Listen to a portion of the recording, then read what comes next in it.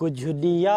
ऐं दिया टियूं हथनि में खणी सुंदरियूं शिव जे मंदर मझां थे लॻियूं ऐं मकी झर जे ओझल किनारे अची शाह ऐं शेख जूं पैसिटरूं ॻायूं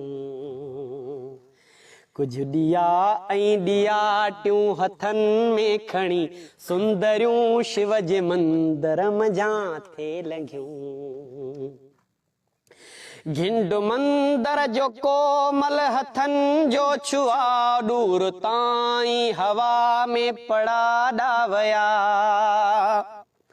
आरती तिलक पूजा प्रसाद हो मूं अज़ल खां अबद जा हवाला ॾिठा ऊचियूं ॾाकिणियूं कजलियूं कामिणियूं सूंह जूं राणियूं हेठि थे आयूं कुछ दिया ऐं दिया टियूं हथनि में खणी सुंदरियूं शिव जे मंदर मझां थे लॻियूं तन दिया जो रखिया जर जी झोलीअ में मूं ॾिठी मुर्क की जर जी छोलीअ में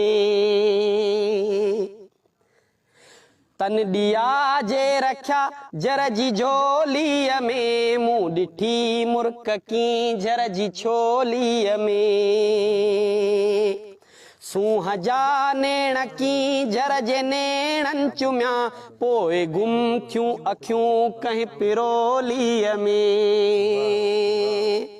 पोइ गीता जी गूंजार थींदी रही पोइ गीता जी गूंजार थींदी रही ऐं ते की जर ते तरंदियूं रहियूं आयतूं पोइ गीता जी गूंजार थींदी रही ऐं पोइ की जर ते तरंदियूं रहियूं आयतूं हिय जा सुंदर सबीता जा शहकार हन सिंध जे साह में था सदिन खां रहन इश्क पंहिंजो मज़हब इश्क दीनो धर्म सिंध जे आशिके जो अजब आ चलन माण पो मोहतरम माण पो आधरम माण पो मोहतरम माण पो आधरम राम ऐं रहीम जूं थियूं बरन वायूं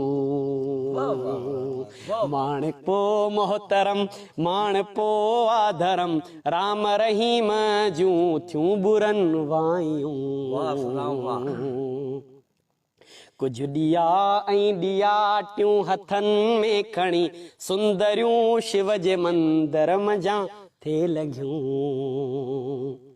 पर अचानक अची हिकु पुजारी चयो मां सुञाणा थो तोखे तूं सलमान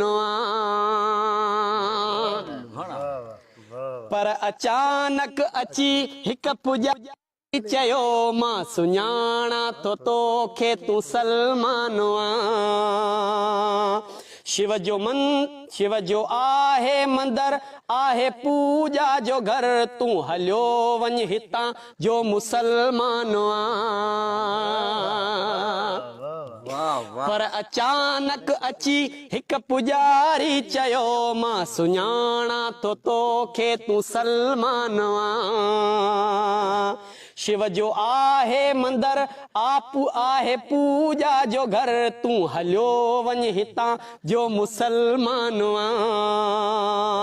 सिंध मस्जिद ऐं मंदर में तक़सीम थी सिंध मस्जिद ऐं मंदर में तक़सीम थी मूंखां मोहन रुठियो सभु रुठियूं देवियूं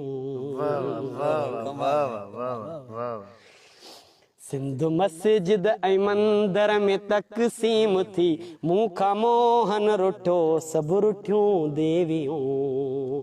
कुछ दिया ऐं दिया टियूं हथनि में खणी सुंदरियूं शिव जे मंदर मझां थे लॻियूं